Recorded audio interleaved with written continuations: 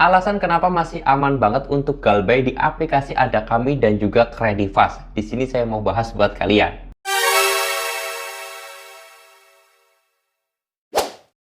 Assalamualaikum warahmatullahi wabarakatuh teman-teman semuanya. Pada kesempatan video kali ini saya ingin membahas kenapa sampai detik ini itu masih aman banget untuk melawan Galbay di aplikasi Ada Kami dan juga aplikasi Kredivas. Di sini khusus pembahasannya ya, yaitu dua aplikasi aja. Karena memang ini berdasarkan pengalaman dan juga beberapa cerita dari teman-teman semuanya yang melakukan Galbay di aplikasi Kredivas dan juga Ada Kami. Next, saya akan bahas juga beberapa aplikasi pinjol yang lainnya. Makanya buat kalian semuanya yang belum subscribe channel ini, silahkan subscribe dulu biar tahu alasannya dan juga kalian itu lebih enjoy lagi ketika melakukan Galbay. Dan saya doakan juga yang kalian khususnya yang sudah subscribe di channel ini, mudah-mudahan panjang umurnya dan selalu panjang rezekinya, juga banyak rezeki yang berkah. Oke, di sini saya mau bahas langsung aja kenapa sampai detik ini tuh masih aman banget yang namanya Galbay di aplikasi Ada Kami dan juga aplikasi Kredivas ini. Yang pertama, aplikasi keduanya ini adalah aplikasi yang legal, aplikasi yang resmi OJK. Jadi biar bagaimanapun sebenarnya ketika kita itu melakukan pinjaman di aplikasi yang resmi OJK,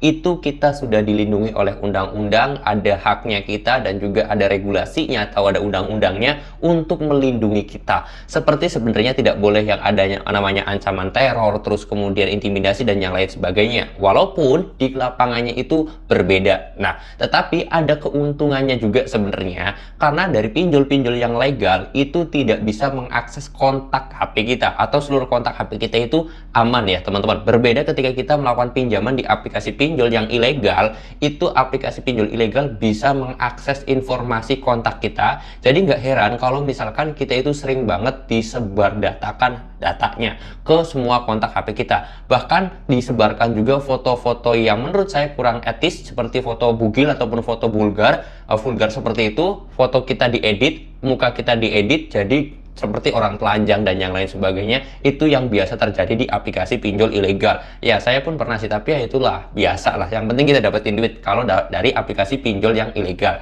Tetapi kalau dari aplikasi pinjol yang resmi OJK itu aman dari hal itulah. Terus kemudian yang kedua, sebenarnya untuk masalah dua aplikasi ini DC-nya tidak terlalu banyak. Adapun kalau misalkan Ada Kami itu bahkan tidak ada DC-nya. Kalau Kredivas itu sebenarnya ada DC-nya tetapi tidak terlalu banyak di semua Indonesia. Bahkan hanya ada di kota-kota besar, itu pun tidak terlalu banyak ya untuk aplikasi Kredivas ini. Sedangkan kalau Ada Kami ya sudah nggak ada. Memang kalau dari segi penagihan, Ada Kami itu caranya paling kasar banget menurut saya ya, walaupun pinjol-pinjol lain juga sama kasarnya, tetapi Ada Kami itu kan kemarin itu sempat viral juga beberapa bulan yang lalu, yang mana CEO ataupun manajer Ada Kami itu sampai dipanggil oleh OJK untuk meluruskan kasus yang namanya penagihan DC call-nya, itu sampai ngancem, sampai nakut-nakutin nasabah, dan itu sempat viral dan akhirnya sampai dipanggil Ada Kami, bahkan bisa jadi dicabut juga. Saya doakan sih Ada Kami itu cepet banget dicabut izinnya oleh OJK, karena menurut saya penagihan di Ada Kami itu sangat keras banget teman-teman.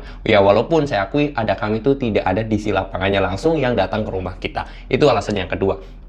Lalu kemudian alasan yang ketiga, sebenarnya sekarang itu sudah ada undang-undang yang mana ini bisa mengait juga terhadap bunga dan juga denda yang kita bisa negosiasikan. Sebenarnya kalau masalah negosiasi bunga dan juga negosiasi denda itu sebenarnya bisa ya. Tetapi sekarang itu lebih diatur lagi oleh undang-undang, yang mana bunga ataupun denda keterlambatan kita itu sekarang sudah diatur juga oleh OJK, yang mana batas maksimalnya itu sampai 100%. Ya, walaupun menurut saya bunga denda 100% itu sangat besar sekali, tetapi harapan dan tujuannya saya sih ya kalian itu nggak bakalan pinjamannya nggak bakalan lebih dari itu. Contoh kasus, misalkan kalian itu pinjamannya atau limit ya kalian pinjam itu sampai 10 juta, maka maksimal bunga dan juga denda keterlambatan itu adalah 100%. Jadi kalian itu harus bayar 20 juta, seperti itu. Nggak bakalan bisa lebih dari 20 juta tersebut, karena ini masuk dikategorikan pinjol yang resmi. Terus kemudian masalah daftar slik OJK ataupun BI checking itu nggak masuk. Kenapa? Karena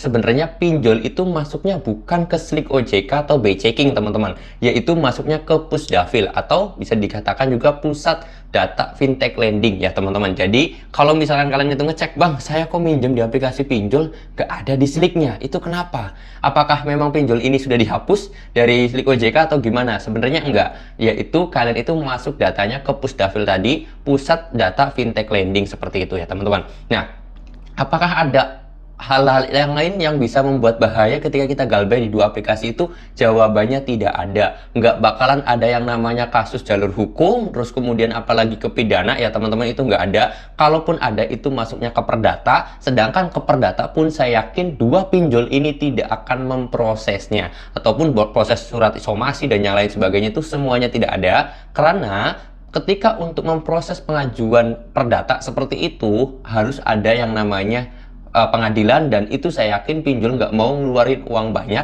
hanya karena galbay kita nggak terlalu besar juga. Ya contoh kecil misalkan kita galbaynya sampai 10 juta, lalu kemudian untuk memproses ke perdata tersebut itu habisnya sampai 20 juta. Nggak mungkin pinjol tersebut akan memproses akan hal itu, apalagi terkhususkan pada dua pinjol ini, yaitu ada kami dan juga Kredivas. Nah, terus kemudian masalah penagihan DC-nya gimana Bang? Kan ada kami nih DC-nya galak banget dan juga sangar banget. Nah, sebenarnya tinggal kita bagaimana meresponnya aja. Kalau ada chat dari DC, kita langsung blokir aja, kita langsung hapus aja nomornya, biar mental kalian itu tetap terjaga ya teman-teman. Oke, mudah-mudahan informasi ini bisa bermanfaat buat kalian. Sebenarnya itu aja sih beberapa informasi yang dapat saya sampaikan. Tetapi kalau kalian itu ada pertanyaan lagi tentang aplikasi lain, kalian boleh langsung DM aja ke Instagram saya. Link Instagramnya sudah saya sediakan di deskripsi video ini. Kalau kalian mau sharing ataupun mau konsultasi gratis, boleh DM langsung aja ke Instagram saya. Mudah-mudahan ya bermanfaat. Kalau kalian suka dengan video ini, boleh di like ya teman-teman.